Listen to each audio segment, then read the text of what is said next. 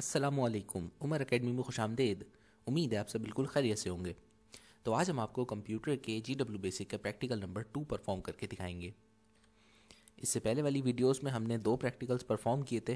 वो दोनों प्रैक्टिकल्स जो है हमारे प्रैक्टिकल नंबर 1A और 1B थे, और उन दोनों में एक ही काम करना था कि आपको 10 टाइम्स नेम अपना प्रिंट करना था GW बेसिक स्टेटमेंट की मदद से। पर एक दफ़ा जो है आपने फॉर नेक्स्ट कमांड यूज़ करनी थी और दूसरी दफ़ा इफ़ देन स्टेटमेंट आपने यूज़ करनी थी। तो इन दोनों स्टेटमेंट से हमने जो प्रैक्टिकल्स परफॉर्म किए वो दोनों एक ही प्रैक्टिकल्स प्रैक्टिकल नंबर 1 में काउंट होते हैं।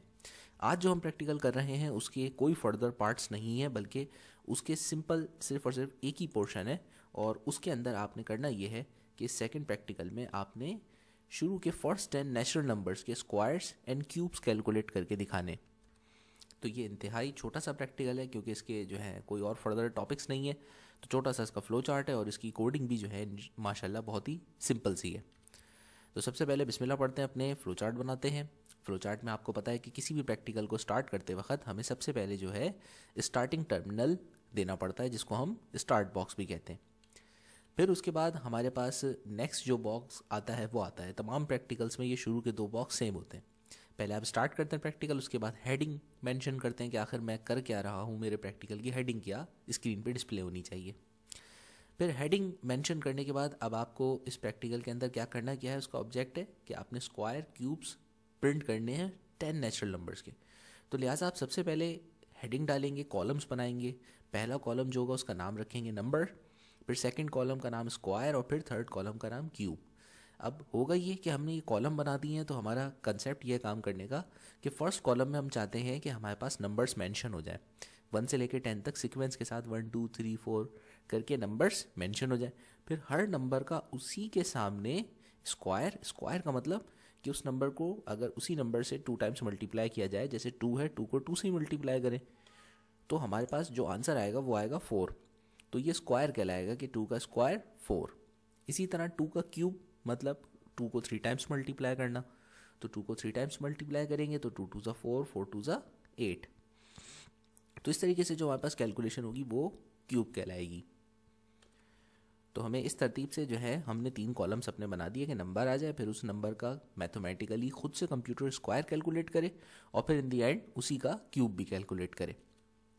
फिर ये कॉलम बनाने के बाद हमें चूँकि नंबर्स खुद ब खुद ऑटोमेटिकली जनरेट करने हैं, हम हर दफ़ा नंबर उसको लिख के नहीं देंगे, तो लिहाजा हम एक फॉर स्टेटमेंट यूज़ करते हैं फॉर नेक्स्ट वाली, कि 1 से लेकर के 10 तक के नंबर्स जो है कंप्यूटर अपनी मेमोरी में ए वेरिएबल के अंदर सेव कर ले, और फिर इस वेरिएबल को नंबर के कॉलम में प्रिंट करवा देंगे, और इसी वेरिएबल के ऊपर स्क्वायर का फॉर्मूला लगा के, फंक्शन लगा के स्क्वायर की कैलकुलेशन करेंगे, और क्यूब की का फॉर्मूला लगा के इसी वेरिएबल के ऊपर क्यूब की कैलकुलेशन करेंगे। तो पहले हमने उसकी कंप्यूटर की मेमोरी के अंदर ए वेरिएबल के अंदर 1 से लेकर 10 तक नंबर्स की एक लिमिट सेट कर दी। अब उसके बाद हमने जो है नेक्स्ट स्टेप के अंदर सबसे पहले जो है ये प्रिंट करवाना है ए। तो इससे होगा ये कि जो मेमोरी के अंदर फर्स्ट नंबर सेव होगा, पहले नंबर के कॉलम के नीचे 1 प्रिंट होके आ जाएगा। फिर उसके बाद उसके बराबर में मैंने फंक्शन यूज़ किया कॉमा डाल करके।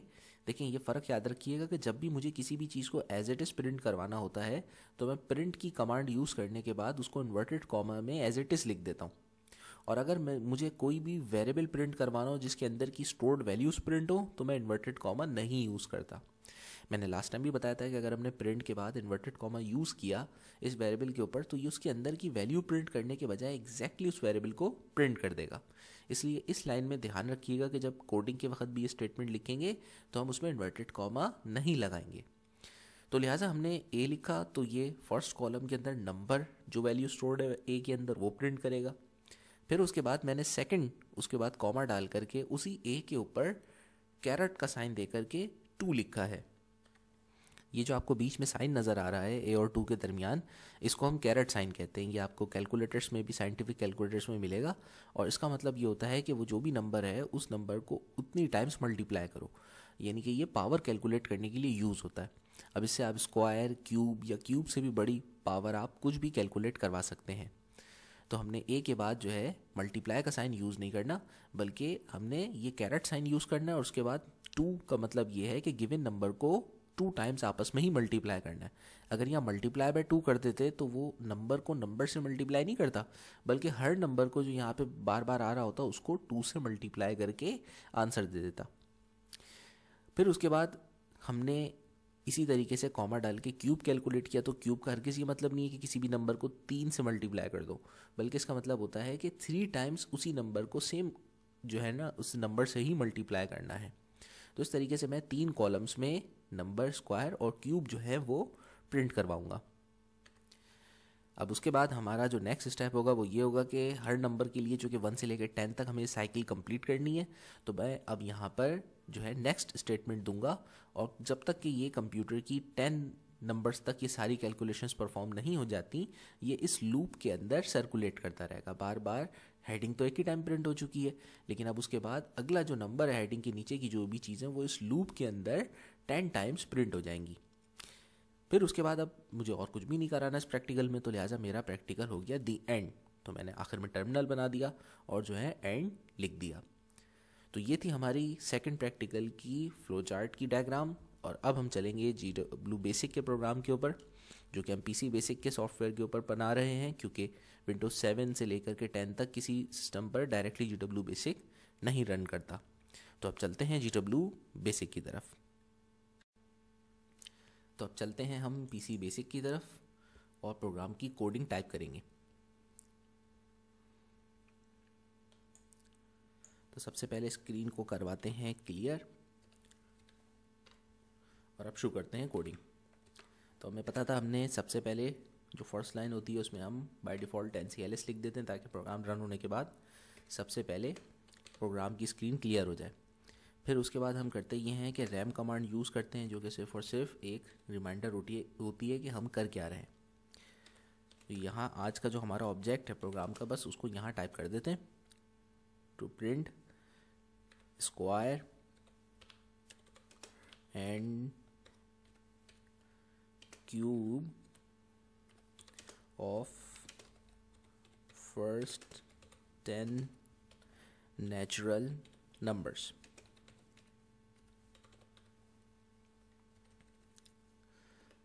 उसके बाद अब हमें क्या करना था, अब हमें जो है प्रिंट करवानी थी हेडिंग। तो अगर आप किसी स्टेप में भूल जाएं तो आप यहाँ फ्लो चार्ट से देख सकते हैं कि भाई आपने किस सीक्वेंस में प्रोग्राम की कोडिंग लिखनी है। तो अब हमारा जो अगला स्टेप है वो हम जो है हेडिंग प्रिंट करवाते हैं। तो उसके लिए प्रिंट कमांड यूज़ करेंगे, और जैसे हमने रैम लिखा है हम सेम उसी तरीके से, बल्कि काम करते हैं हम जो है ना रैम की जगह पे ये प्रिंट कमांड यूज़ कर लेते हैं, वरना अदरवाइज़ इसने रैम कमांड ने तो हमें कोई इतना फ़ायदा नहीं देना।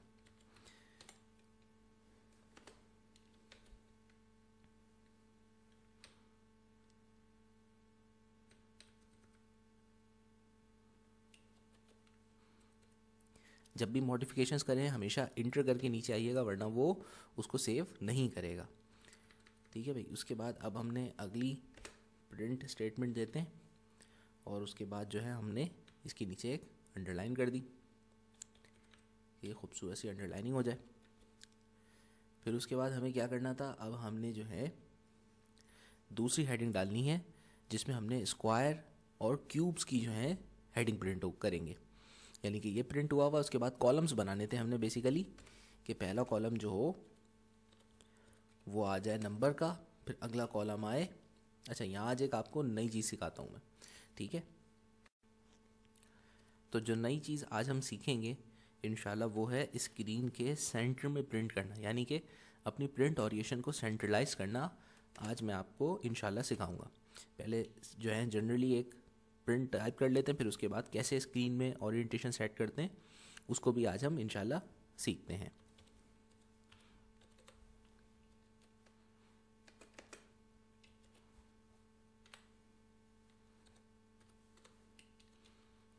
अच्छा भाई, उसके बाद हमने ये जो है प्रिंट कर दिया। अब इसमें हमने जो है लूप इंसर्ट करवाना है।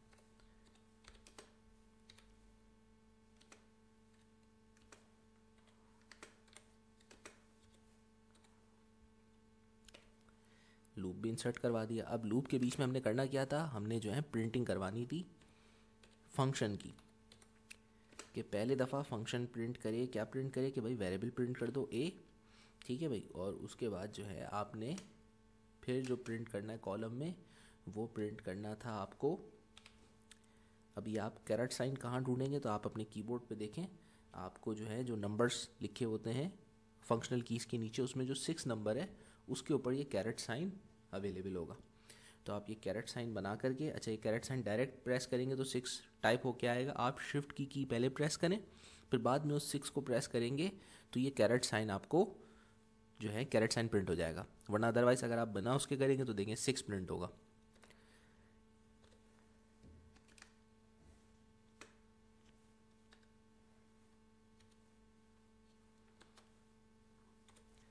ठीक है भाई, तो ये कोडिंग हो गई हमारी स्क्वायर और क्यूब्स की। अब उसके बाद नेक्स्ट लाइन में जो है हमने क्या करना है, इसको नेक्स्ट लाइन में नेक्स्ट ही लिख करके ऊपर भेज देना है कि भाई 10 दफ़ा ये काम करना है। और फिर नेक्स्ट 80 लाइन के अंदर हमारा प्रोग्राम दी एंड। बस जनाब इतना सा प्रोग्राम था हमारा ये। ठीक है, तो अब बिस्मिल्लाह पढ़ते हैं, पहले इसको रन करके देखते हैं वही क्या होता है। तो आप लिखेंगे RUN और इंटर। तो ये हो गया ज़बरदस्त तरीके से हमारा प्रोग्राम बिल्कुल सही रन हुआ। देखें इसने नंबर भी प्रिंट किए, नंबर के बाद 2 का स्क्वायर 4 और क्यूब 8 बिल्कुल सही, 3 का भी सही। तो शक ना करें, कंप्यूटर पे ये सही काम करता है, जैसे इसको बताएंगे बिल्कुल वैसे ही ये परफॉर्म करता है। तो आपको आज एक नहीं 2 नई चीज़ें बताता हूँ। ठीक है, पहली चीज़ तो ये कि अब ये जो आप प्रिंट देख रहे हैं ना, इसको अच्छा नहीं लग रहा, हमारा दिल चाह रहा है कि ये थोड़ा सा स्क्रीन के सेंटर पे प्रिंट हो जाए। तो कभी भी आपको प्रिंट स्क्रीन के सेंटर पे करवाना हो, यानी कि यहाँ से स्पेसिंग छोड़नी हो या किसी डेजिग्नेटेड पोजीशन पे प्रिंट करवाना हो, तो उससे पहले आपको ये बात याद होनी चाहिए कि जो एक GW बेसिक पे जो स्क्रीन नज़र आती है, इसको सेक्शंस में डिवाइड किया जाता है, यानी कि रॉस और कॉलम्स में इसको बांटा जाता है।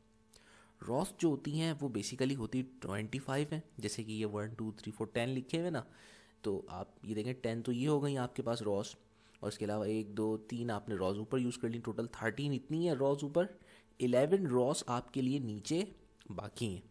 तो 25 में से हमें 24 रॉस अवेलेबल होती हैं। जबकि अगर हम कॉलम्स की बात करें तो कॉलम वाइज हमारे पास हर कैरेक्टर एक कॉलम को शो कर रहा है। तो हमारे पास कॉलम्स की तादाद जो होती है GW बेसिक में स्क्रीन पर वो 80 होती है। तो आप ये सोच लें कि 80 कॉलम है हमारे पास। ठीक है भाई, हर एक डिजिट एक कॉलम को शो कर रहा है। ठीक है भाई, और इस तरीके से आप अगर हॉरिजॉन्टली काउंट करेंगे तो आपके पास 25 रॉज है। अब इसका हरगिज़ ये मतलब नहीं है कि 25 से बड़ा आपको प्रोग्राम नहीं लिख सकते, बल्कि 24 से बड़ा, क्योंकि 25th रॉ जो है वो तो ये फिक्स होती है फंक्शनल कीज़ को शो करने के लिए। तो आप प्रोग्राम बिल्कुल बड़ा लिख सकते हैं। आगे हमारे प्रोग्राम्स होंगे जो कि 20-25 लाइनों से भी बड़े होंगे, तो जो है उन में हमें लिखते हुए कोई प्रॉब्लम नहीं होगा। जैसे ही हम नेक्स्ट लाइन पर जाएंगे तो वो उस ऊपर से थोड़ा सा स्लाइड कर जाएगा। तो इन रॉस कॉलम्स का ये मतलब नहीं है कि ये फिक्स्ड है, आपका प्रोग्राम से ज़्यादा बड़ा नहीं होना चाहिए। बस उसमें एक लिमिट है कि जो है ना डिस्प्ले साइज़ उसका इतना रहेगा, बाकी वो स्क्रीन को ऊपर जो है वो स्लाइड कर देता है, फिर स्क्रॉलिंग हो जाती है। और स्क्रॉल यहाँ पे अवेलेबल नहीं होता।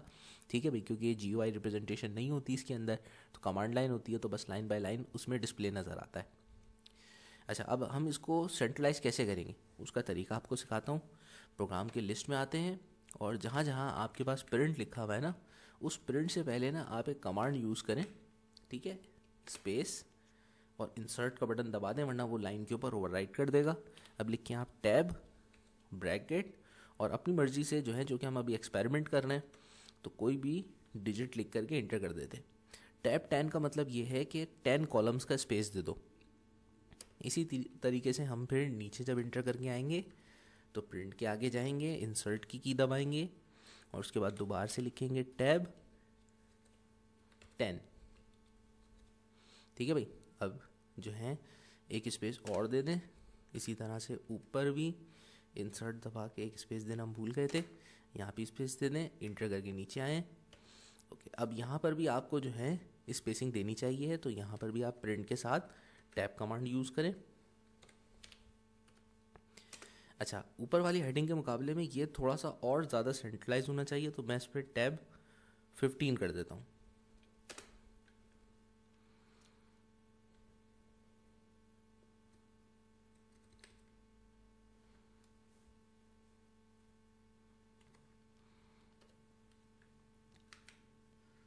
फिर उसके बाद हमारे पास लाइन नंबर 60 में प्रिंट आ रहा है। अब यहाँ पर भी पहले मैं सोचा था ऊपर नंबर स्क्वायर और क्यूब्स के दरमियान भी यहाँ पे टैब मेंशन कर देते, लेकिन उसकी ज़रूरत नहीं, क्योंकि देखें नॉर्मली स्पेसिंग इनके दरमियान अच्छी खासी सही हुई हुई है, तो अब और ज़्यादा स्पेस क्रिएट करने की ज़रूरत नहीं है। अब नीचे आते हैं, यहाँ पर हमने टैब इंसर्ट करवाना है, ऊपर 15 था तो उसको और थोड़ा सा सेंटर की तरफ करते हैं, इसमें 17 कर देंगे। अब देखते हैं हमने जो एक्सपेरिमेंट किया है उसका नतीजा क्या निकलता है।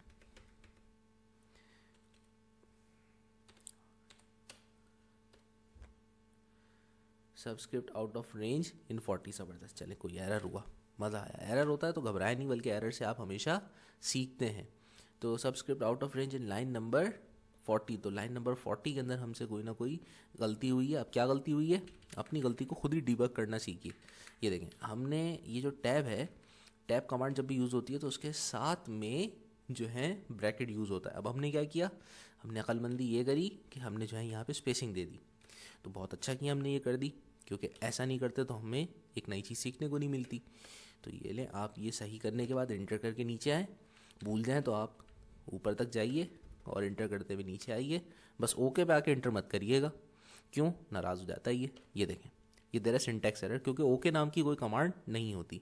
तो आप इंटर करके नीचे आए हैं, उसके बाद अब आप ब्लैंक उस पर रन लिख के ये देखिए। तो अब इसने क्या किया, अब इसने स्पेसिंग दे दी। टैब के बाद स्पेस यूज़ करेंगे तो क्या करेगा, वो फिर एरर दे देगा। और इस तरह से अब ये हमारे स्क्रीन के सेंटर में हो गया।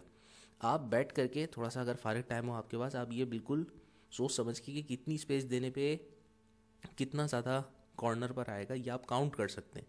कि एक लाइन में आपको ये पता है कि कॉलम से 80 हैं, और अपने डिजिट्स को भी काउंट कर लें। अब खुद सोचेंगे यहाँ से कितने छोड़ना चाहिए स्पेस, यहाँ से कितना, और फिर उसके बाद आप टैब उतना यूज़ करें। नहीं तो आप वही पाकिस्तानी तरीका कि भाई करो, खेलो, सीखो गलती करके, आप इस तरह से सेंट्रलाइज कर सकते हैं। अच्छा भाई, दूसरी आपको क्या नई चीज़ सिखानी थी, आज हम आपको ये सिखाते हैं कि देखें, अब तक आपने जो भी प्रैक्टिकल्स परफॉर्म किए हैं, इन सब का प्रैक्टिकल्स का आप जो प्रिंट है ना, वो सिर्फ स्क्रीन के ऊपर डिस्प्ले कर सकते हैं। ठीक है, कि आपने अभी ये कमांड लिख के रन किया और ये जो है हमारे पास स्क्रीन में डिस्प्ले हो गया। लेकिन हम जब बोर्ड का प्रैक्टिकल परफॉर्म करेंगे या जब अपनी फ़ाइल बनाएंगे, तो हमें ये प्रोग्राम की कोडिंग जो हमने लिखा है, सोर्स कोड, ये कोड भी और साथ में इसका आउटपुट भी, वो कंप्यूटर में प्रिंटर की मदद से प्रिंट करवाना होता है, यानी हमें हार्ड कॉपी में चाहिए होता है। तो अब यहाँ पर हम उसको प्रिंट कैसे करवाएंगे, तो इसको प्रिंटर से प्रिंट कराने के लिए, और जो कि GW बेसिक हमारे लेज़र प्रिंटर के साथ कंपैटिबल नहीं होता, तो हम इसको जो है अपने डॉट मैट्रिक्स प्रिंटर, क्योंकि ये हमारी रिक्वायरमेंट भी है कि आपने GW बेसिक का जो प्रैक्टिकल परफॉर्म करना है तो उसको डॉट मैट्रिक्स प्रिंटर के ऊपर प्रिंट करवाना है, क्योंकि वो डॉट मैट्रिक्स जो है वो प्रिंटर इसी दौर का है, पुराना प्रिंटर है, और वो लाइन बाय लाइन प्रिंट करता है। तो हमने प्रिंटर्स की जब एक्सप्लेनेशन दी थी तो हमने बताया था कि डॉट मैट्रिक्स प्रिंटर जो होता है वो असल में इम्पैक्ट प्रिंटर्स की टाइप होता है, कि वो पेज के ऊपर जो है हिट करते हैं हथौड़े की तरह पिन को, और बीच में कलर का रिबन होता है, और उस रिबन से उसके ऊपर ब्लैक डॉट प्रिंट हो जाता है। तो ये तमाम चीज़ें, तमाम कोडिंग्स को वो डॉट्स की मदद से प्रिंट करेगा। तो अब हमें जो है ये अगर प्रिंट हमें चाहिए हो कि हम ये कोडिंग स्क्रीन पे डिस्प्ले होने के बजाय मेरी ये कोडिंग, ये पूरी लिस्ट पेज के ऊपर प्रिंटर की मदद से प्रिंट हो जाए, तो सबसे पहले तो आपके पास वो जो है लाइन प्रिंटर जो है आपका डॉट मैट्रिक्स प्रिंटर, वो इंस्टॉल होना चाहिए। तो डॉट मैट्रिक्स प्रिंटर का जो सा भी आपके पास वर्जन है उसको आप जो है कंप्यूटर में इंस्टॉल करें। अब आप कहेंगे सर उसको इंस्टॉल कैसे करें डॉट मैट्रिक्स प्रिंटर को, तो डॉट मैट्रिक्स प्रिंटर को, जो नए प्रिंटर्स होते हैं आज के दौर के, तो उनमें तो बड़ी आसानी होती है, बस वो प्लग एंड प्ले होते हैं कि उस प्रिंटर को कनेक्ट करो, या तो उनके साथ ऑलरेडी CD अवेलेबल होती है, या आप उसे प्लग इन करो और वो जो है इंस्टॉल हो जाता है। तो अगर आपके पास डॉट मैट्रिक्स प्रिंटर है पर इंस्टॉल नहीं है, तो उसके लिए आप करिएगा ये कि यहाँ से आप स्टार्ट में जा कर के आप डिवाइसेस एंड प्रिंटर्स में जाइएगा, और डिवाइसेस एंड प्रिंटर्स में आपके पास ऑप्शन आएगा ऐड प्रिंटर का। तो यहाँ आपको एक ऑप्शन नज़र आ रहा है ऐड अ प्रिंटर का, इस ऐड अ प्रिंटर पे क्लिक कर दीजिए, और फिर जो है हमारे पास एक नई विंडो ओपन हो जाएगी। तो आपने जो है ये एक लोकल प्रिंटर है आपका जो ऐड करना चाह रहे हैं, तो आपने यहाँ पे क्लिक किया। उसको, वो जो प्रिंटर होते हैं डॉट मैट्रिक्स प्रिंटर, उनको लाइन प्रिंटर्स भी कहा जाता है। तो आप इसको यहाँ से लाइन प्रिंटर वाली ही पोर्ट सेलेक्ट कीजिएगा, कोई दूसरी पोर्ट सेलेक्ट नहीं कीजिएगा। अच्छा भाई, उसके बाद आप नेक्स्ट क्लिक कर दें, और फिर आपसे पूछेगा कि भाई आपके पास कोई डिस्क वगैरह है, या आपने विंडोज़ अपडेट की मदद से जो है ना इसको इंस्टॉल करना है, तो इनमें से कोई ऑप्शन आप सेलेक्ट नहीं करेंगे। देखें ये बाय डिफ़ॉल्ट आपके सामने कुछ पुराने प्रिंटर्स की लिस्ट पॉपुलेट हो गई है। आप अपने डॉट मैट्रिक्स प्रिंटर के ऊपर देखें कि कंपनी कौन सी है, ज़्यादातर एप्सन वालों की होती है। तो एप्सन और उसका जो सा भी मॉडल नंबर लिखा हुआ है ना, यहाँ से आप प्रिंटर्स का मॉडल नंबर सर्च करते जाएँ और जो सा भी आपका प्रिंटर का मॉडल नंबर मैच हो जाए उस पर आपने डबल क्लिक कर देना है। ठीक है भाई, जैसे फर्ज करें अगर मेरे पास जो है एप्सन का डॉट मैट्रिक्स प्रिंटर है DFX के नाम से, ठीक है ना, या EPL कर लेते हैं, तो जनाब इस पर आपने इसको सेलेक्ट करके ना आपने नेक्स्ट कर देना है। तो अब ये क्या करेगा कि भाई कहेगा ये आपका प्रिंटर मैं इंस्टॉल करने जा रहा हूँ, नेक्स्ट, और इस तरीके से आपका प्रिंटर इंस्टॉल हो जाएगा। फिर आप जब प्रिंट देंगे प्रिंट की कमांड से, तो फिर वो जा कर के प्रिंटर से प्रिंट होगी। चले भाई इसने इंस्टॉलेशन कर लिया। अब हमसे कह रहा है printer test page, printer attach ही नहीं है तो मैं टेस्ट पेज कहाँ से करा सकता हूँ। तो मैंने खुद से ही मैनुअली तौर पे जो है इंस्टॉलेशन करी है, तो मैं इसको फिनिश करने के बजाय कैंसिल कर देता हूँ कि भाई ऐसा कुछ नहीं करना। ये देखें यहाँ डिस्प्ले पे आ गया आपके पास कि ये एप्सन का प्रिंटर रेडी है। ग्रीन टिक आ रहा है, इसका मतलब कि ये आपके इस्तेमाल के लिए बिल्कुल सही है। ग्रीन टिक नहीं आ रहा हो तो आप राइट क्लिक करके वहाँ से ऑप्शन से आप सेलेक्ट कर सकते हैं कि इसको डिफ़ॉल्ट प्रिंटर के तौर पे सेट कर दो, ताकि जो भी प्रिंट आप भेजें वो डायरेक्ट इस प्रिंटर से प्रिंट हो। ठीक है भाई। अच्छा, अब आ जाते हैं अपने असली काम की तरफ। अब आपको बताते हैं कि इसको आप प्रिंट लाइन प्रिंटर से कैसे कराएंगे। देखिए नॉर्मली तौर पर जब आप लिस्ट लिख के एंटर करते हैं तो आपके पास स्क्रीन पे डिस्प्ले आ जाता है जो भी आपके रैम में प्रोग्राम होता है। अगर इसी प्रोग्राम में लिस्ट से पहले अगर आप L लगा दें, LLIST, ठीक है भाई, लिस्ट से पहले आपने L लगा दिया, यहाँ इस एक्स्ट्रा L का मतलब जो है वो है लाइन प्रिंटर। लाइन प्रिंटर पे लिस्ट भेजो तो कंप्यूटर करेगा क्या, ये GW बेसिक की स्टेटमेंट है, ये इस लिस्ट को भेज देगा लाइन प्रिंटर पे। ये देखें अब जैसे मैंने इंटर किया इसने मुझे यहाँ पे ओके दे दिया, वरना हर दफ़ा जब मैं लिस्ट लिख करके इंटर करता हूँ तो मेरे पास प्रोग्राम की कोडिंग आती है। इस दफ़ा कोडिंग नहीं आई। वो क्यों नहीं आई, क्योंकि वो यहाँ से निकल करके प्रिंटर के पास चली गई है, और जो प्रिंटर अटैच है मेरा उस प्रिंटर पे वो प्रिंट होने के लिए बेताब है, लेकिन मैंने उसको उल्लू बनाया और प्रिंटर तो मेरे पास अटैच ही नहीं है, इसलिए प्रिंट नहीं हो रहा। सही है भाई। अच्छा, इसी तरीके से अब आप जो हैं करेंगे, स्क्रीन करते हैं क्लियर, दोबारा से अपनी लिस्ट लेकर के आते हैं डिस्प्ले पे। अब इस तरह से ये लिस्ट के आगे अगर L लगाएंगे तो कोडिंग प्रिंट हो जाएगी पेज के ऊपर।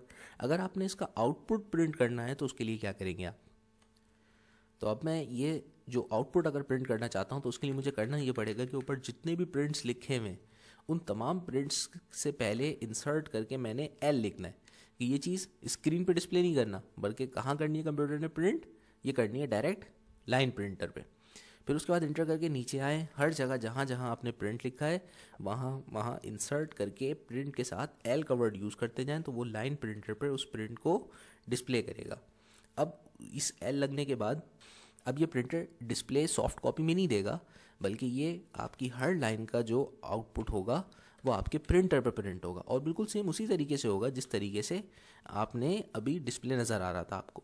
तो मैंने शुरू में चीज़ इसलिए नहीं बताई क्योंकि पहले आपको जो है कोडिंग करना, कोडिंग से गलतियां निकालना आना चाहिए। अगर आप directly L print command use करना सीख लेते तो आप क्या करते, अगर आपने फर्स्ट टाइम में ही प्रिंट के साथ L लिख दिया, आप जब रन करेंगे तो उसमें सिंटैक्स एरर हो जो भी हो, जिस हद तक वो प्रिंट कर सका प्रिंट कर देगा, बाकी जो है सिंटैक्स एरर डिस्प्ले कर देगा, तो फिर वो आपका आउटपुट जो है ना वो हो जाएगा ख़राब। अब देखें, अब जब मैं यहाँ पे RUN लिख के एंटर करता हूँ, स्क्रीन ब्लैंक।